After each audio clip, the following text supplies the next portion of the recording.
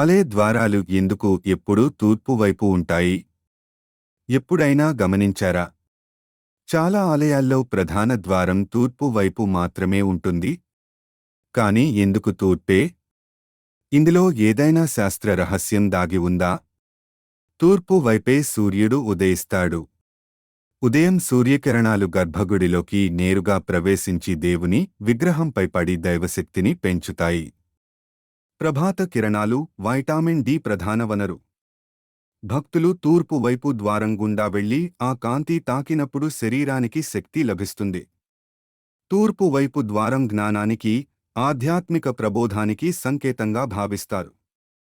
అంటే దేవాలయం ప్రవేశం అనేది చీకటి నుండి వెలుతురులోకి అడుగుపెట్టడం అన్నమాట. అందుకే ఆలయ ద్వారం కేవలం ప్రవేశ ద్వారం కాదు. ఇది జ్ఞానం, ఆరోగ్యం, దైవిక శక్తి వైపు తీసుకెళ్లే మార్గం. ఇప్పటివరకు మీరు ఈ రహస్యాన్ని ఎప్పుడైనా గమనించారా? మరిన్ని సనాతన ధర్మ రహస్యాలు మరియు టెంపుల్ సీక్రెట్స్ కోసం మా ఛానల్ను సబ్స్క్రైబ్ చేయండి.